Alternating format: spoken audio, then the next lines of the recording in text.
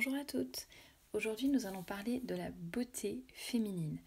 Alors, vous avez vu le titre du podcast, Femme, vous êtes belle. Alors, évidemment, je ne dis pas ça dans le sens du monde moderne qui répète sans cesse aux femmes que quoi qu'elles fassent, quoi qu'elles choisissent, quel que soit leur poids, leur taille, leur coupe de cheveux, leur choix vestimentaire, leur maquillage ou leur absence de maquillage, leur peau parfaitement épilée ou au contraire un peu broussailleuse, bref, quoi qu'il arrive, on veut faire croire aux femmes qu'elles sont belles, qu'elles sont parfaites, qu'elles n'ont surtout rien à changer, qu'elles doivent s'assumer, avoir confiance en elles, qu'il ne faut surtout pas qu'elles prennent en compte ni le regard des autres, ni la culture à laquelle elles appartiennent, ni des critères de décence, ni la santé, ni même d'autres critères objectifs de beauté, parce qu'il y a des critères objectifs à la beauté.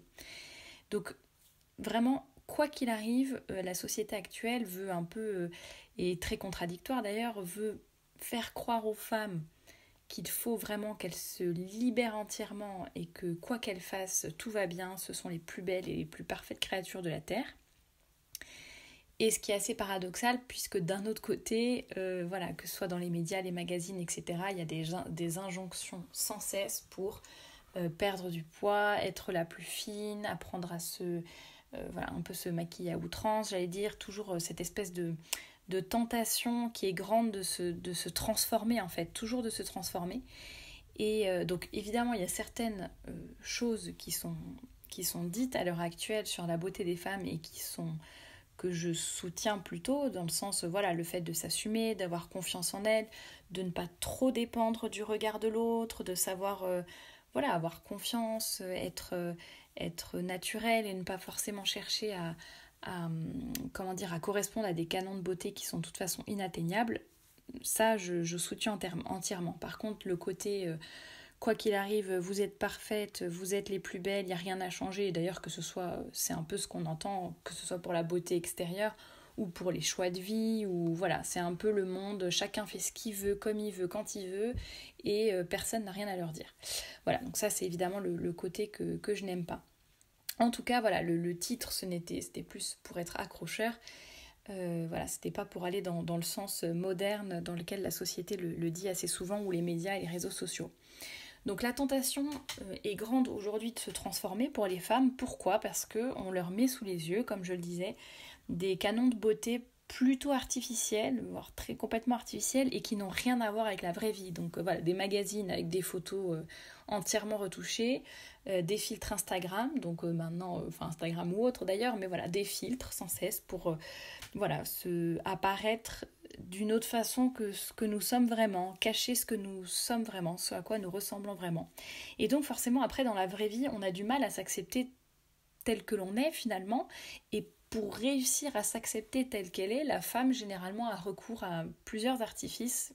Il y en a plein qui, à des degrés différents bien sûr, mais que ce soit la chirurgie esthétique, le maquillage, des crèmes spéciales, enfin vraiment il y a tous les moyens sont possibles et imaginables.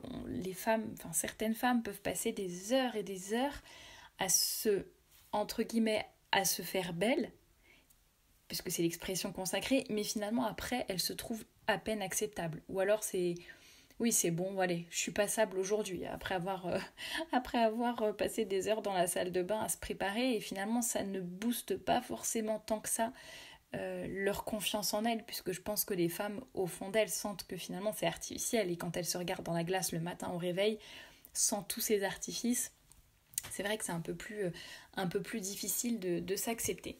Et c'est dans son livre The Other Side of Beauty de Leah Darrow, j'en parle dans le blog, et je crois que je vous en ai déjà parlé dans un podcast. Donc Leah Darrow, qui est une ancienne mannequin américaine, qui dit: il n'y a rien d'intrinsèquement mauvais à mettre du maquillage ou à se faire un brushing, mais nous devons comprendre que tout ceci ne doit servir qu'à souligner une beauté qui est déjà là et non pas à la créer.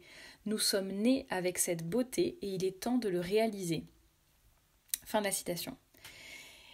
Parce que c'est vrai que la société parle beaucoup de confiance en soi, de femmes qui doivent s'assumer, etc. Mais finalement, si on n'arrive pas à s'aimer sans artifice, il n'y a aucune confiance en soi. Si on sait qu'on est obligé de se tartiner la figure de maquillage, ou de recourir à la chirurgie esthétique, ou de se cacher derrière un filtre Instagram pour enfin se trouver belle ou acceptable, je pense pas que ça va donner beaucoup confiance en soi à la femme, sans compter le temps qu'on perd à faire tout ça, l'argent.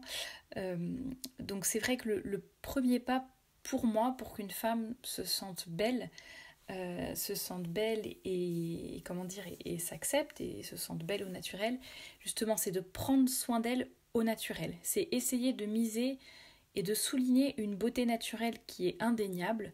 La femme est belle. Alors évidemment, il y en a peut-être qui vont réagir à cette phrase, mais de façon générale, la femme est belle. Beauté ne veut pas dire perfection, mais pourquoi la femme est un tel objet, entre guillemets, un tel objet de tentation pour l'homme, pourquoi la femme fait l'objet de tant de fantasmes, pourquoi c'est la femme qui est utilisée dans les magazines, pour les publicités, etc.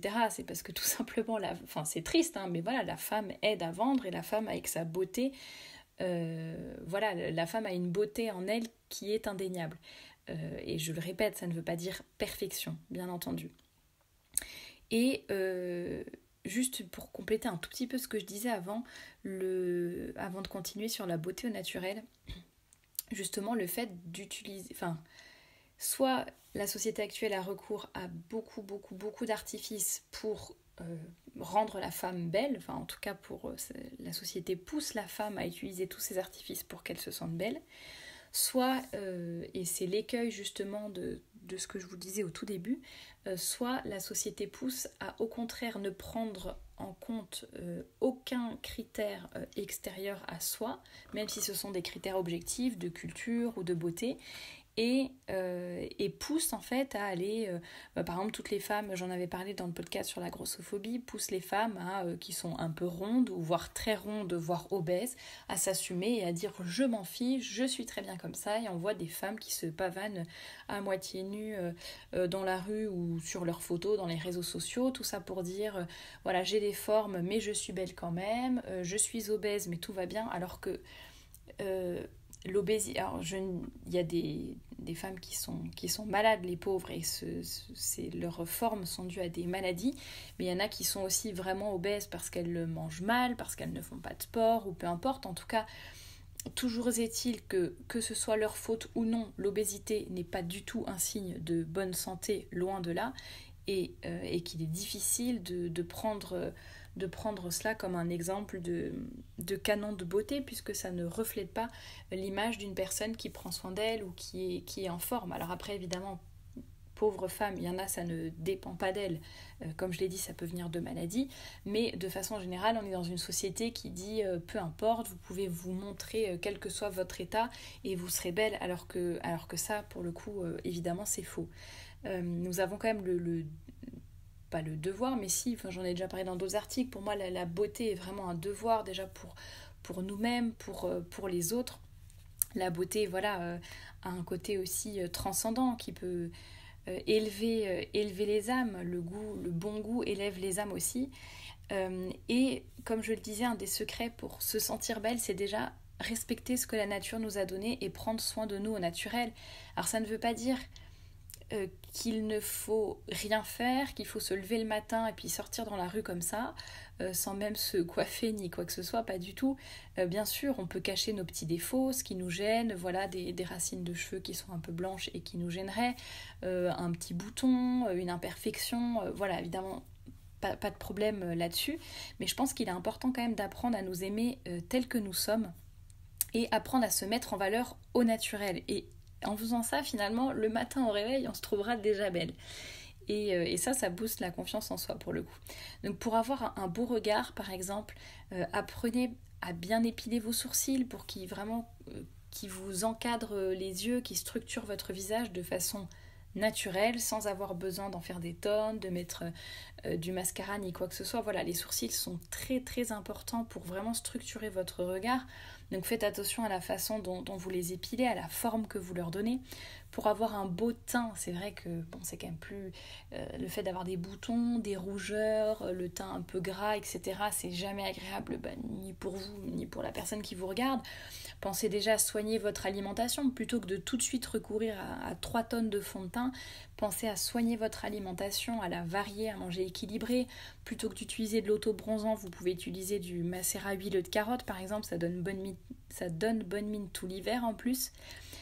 Pour avoir de beaux ongles, est-ce qu'il est vraiment nécessaire d'avoir des faux ongles qui font 1 mètre de long alors qu'on peut déjà bien les limer, bien les couper, leur donner une jolie forme par soi-même, vérifier qu'ils ne soient pas sales ni quoi que ce soit. On peut les fortifier aussi avec de l'huile de ricin. Vous voyez, il existe plein de petites façons finalement de prendre soin de soi au naturel sans avoir forcément besoin d'artifice ou de pétrochimie ou de dépenser des tonnes d'argent. Et finalement, ça met en valeur quelque chose que nous avons déjà au naturel et que nous sommes juste en train d'améliorer et en tout cas pas de transformer. Pour avoir un corps ferme et tonique, il n'y a pas de secret, hein. C'est pas en mettant de la crème anticellulite la nuit que le lendemain matin vous allez vous réveiller sans rien. Voilà, c'est le sport. Quand on n'a pas le temps, il y a toujours des moyens de faire certains trajets à pied, de faire certains trajets en vélo, de prendre les escaliers plutôt que l'ascenseur. Enfin voilà, je pense peut-être à toutes les mamans ou à toutes celles qui courent partout toute la journée et qui n'ont pas forcément le temps d'avoir vraiment une session de sport. Il y a quand même des solutions pour aider à cela.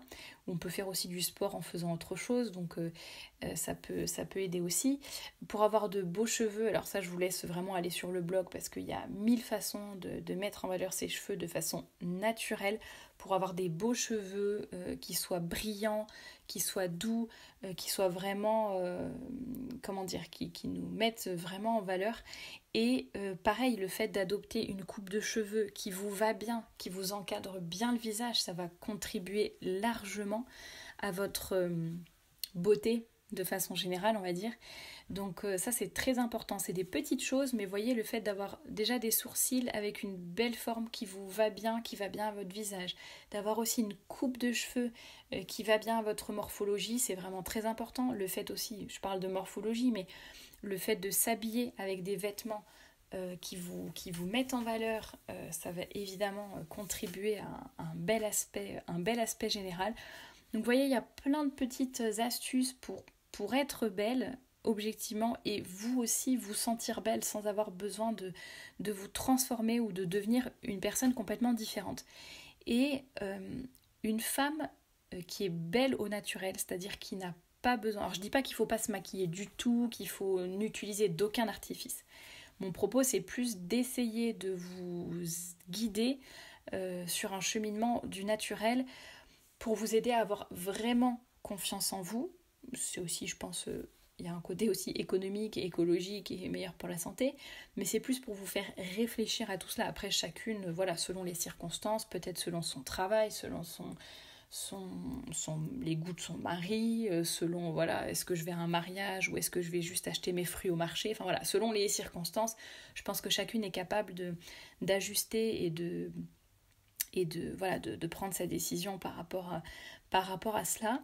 Mais pour être vraiment une femme qui est belle au naturel et vraiment rayonnante, parce qu'elle est vraie tout simplement. C'est dans l'art de la simplicité que Dominique Laureau dit être belle, c'est d'abord être soi. Et c'est vrai qu'une femme qui est belle au naturel, finalement, généralement, a confiance en elle, se sent bien dans sa peau parce qu'elle est elle-même, elle ne se déguise pas.